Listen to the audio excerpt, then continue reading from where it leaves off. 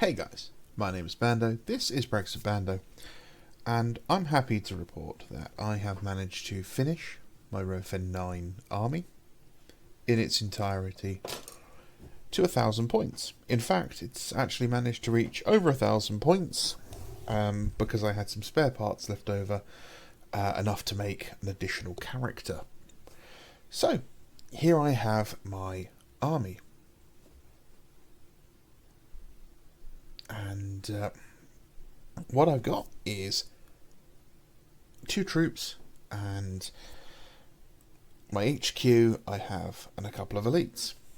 So let's start with the HQ, which you may have seen before, which is this guy here, which is an esoterist. The esoterist I went for because he's not quite a librarian, he's a little bit interesting. It's a marine who was a psyker, or may have dabbled with being a psyker, and then after Nicaea cut themselves off and then came back. So what I've got here is I've used the legs from a Death Swan model, I've cut the body in half, and I've used the torso from the Grey Slayer's kit. I built him a tiny Thunderhammer because I liked a kind of more like Thor-esque Mjolnir style small hammer, and that's from a Mark III Thunderhammer onto a Fenrisian axe, halved. Bolt pistol with fancy little firing doodad. That comes from the Grey Slayer's kit, along with, I think that comes from Anvil Industries. And then I've given him a Mark II jump pack. Right. Then I'm going to go through. I'll go through the other HQ wherever he's hiding. Right here. So the spare HQ, I didn't actually realise it at the time, but I'd used the same Death Swan body, so he has the same set of legs. As you can guess, he's a Moritat, armed with a pair of Volkites. This one has just the actual torso he's supposed to have, and the head from the Mark VI Space Wolf's head, the one that everyone laughed at and got Games Workshop to get rid of.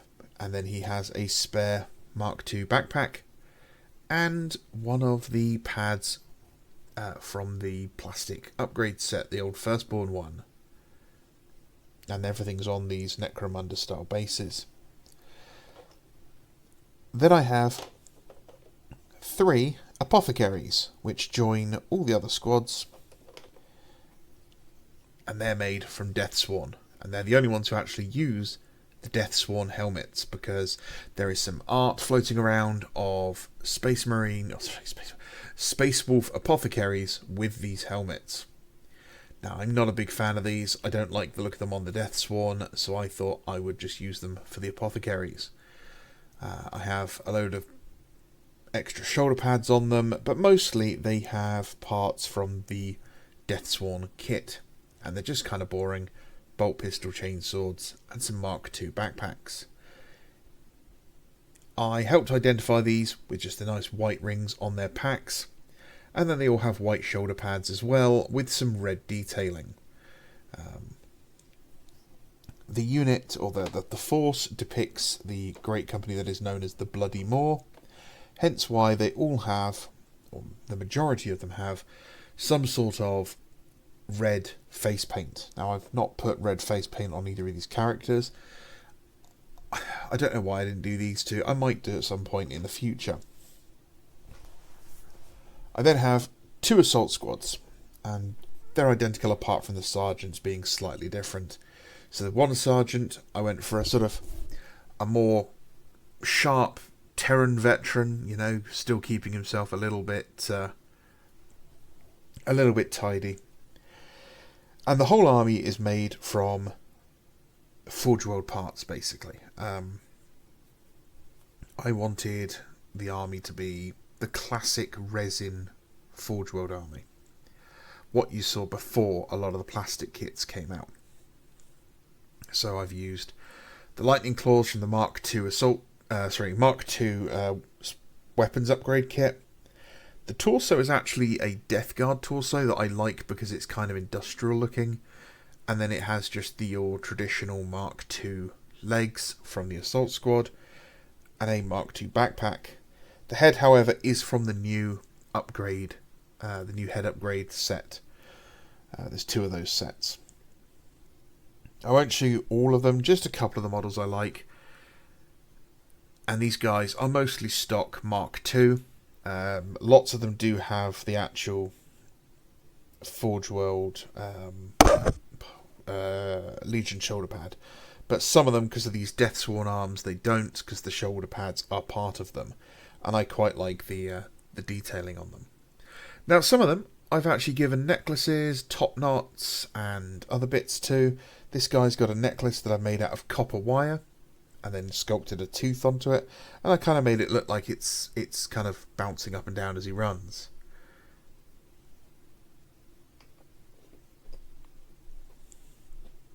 Again, I've used heads from upgrade sets, different sets. The heads are really the newer parts of them. This like panelled shoulder pad is one of my favourite, and it's very reminiscent of a lot of the artwork in the Visions of Heresy set that you'd see. There's lots of, I wouldn't say lots of freehand, but I've tried to fill up empty space with Space Wolfy kind of decals, or just bits. Oh, got a bit of damage there. I need to tidy that up. And I didn't want to go heavy on weathering with these guys, so I've actually not done any chipping, which is what I would normally have done, is a lot of chipping on these models. Apparently I'm just actually chipping the models. You can see here I've actually sculpted on some fur, but you'll see that better on some of the other models.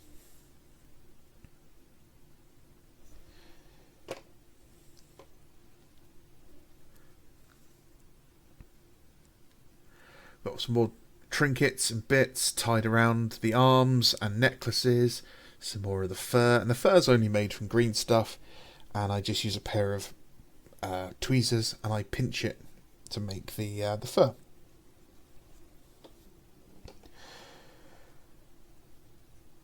Here's the sergeant for the other squad, and this guy I quite like. I've always liked a more static pose, a sort of a stoic pose on things, and he's gone for the real literal bloody Moor, and I've gone for that kind of red face paint around his mouth.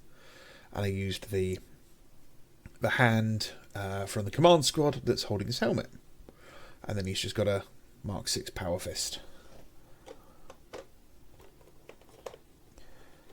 Now, the squads can take all sorts of weapons like most assault squads, but each squad I've given 2 Fenrisian axes to, just to keep things interesting and kind of fluffy.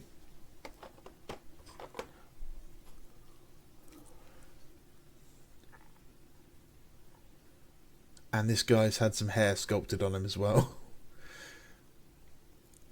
Bit of a slight receding hairline, receding all to one side, and lots of fur on his on his loincloth.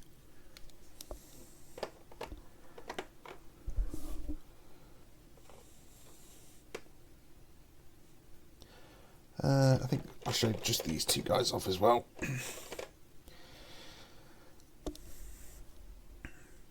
I like these 2. I've always liked to, try to get a nice interesting pose on things.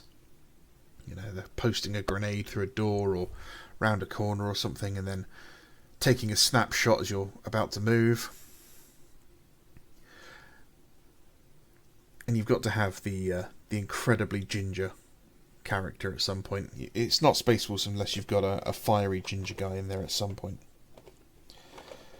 Now, finishing the army off, the last unit I've just finished is a unit of destroyers, and for these guys I have used Deathsworn again. The Deathsworn makes some nice heavier looking Space Wolves, and the sergeant I gave a heavy chainsword to. And I went for Mark IV backpacks here because I wanted them to stand out visually and be easily identifiable as not just being another Assault Marine squad. I've also given him the wolf head from the plastic upgrade set, and a nice big melter bomb. This guy's one of my favourite guys in the entire army. I just think he's rather menacing. I think he kind of captures a bit of a sort of second edition style to him. He's a little bit bluer than the other guys. And then he is leading his squad of destroyers, who all wear that Mark 6 helmet that we all laughed at. And it's grown on me. It really has. I'm really starting to like this one, and unfortunately I might use it for another squad of destroyers at some point. The destroyers have 2 rocket launchers or grenade launchers. I'm not entirely sure what they are in the rules, I can't remember. I have some Proteus missile launchers left over because I needed the backpacks for another project, so I thought I'd use those. And this guy I really like because he looks really chunky.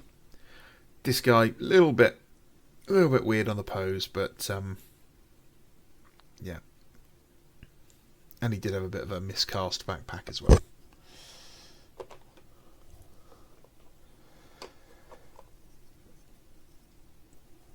As before, I want to use some red as a spot colour to break things up.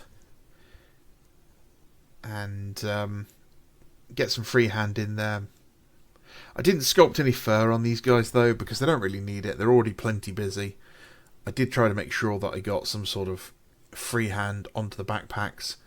And I do try to mix up the panels and the lining colours. So, you know, someone might have a red panel where someone else might have a black or a gold. And I do like some flame motifs on things. And the squad has a pair of, well, 2 guys with hand flamers, because hand flamers are cool. Now, unfortunately, I did miss these where the super glue was, so I need to go back and put some weathering powder on them. And I think this guy's one of my favourites as well. I just like the pose, and I like the kind of just the red dash across the face.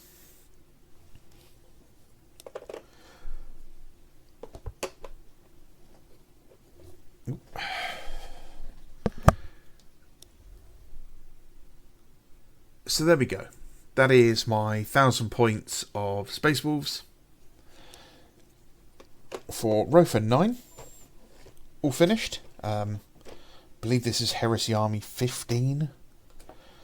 There's so many of them now. And I've obviously got some repairs to do.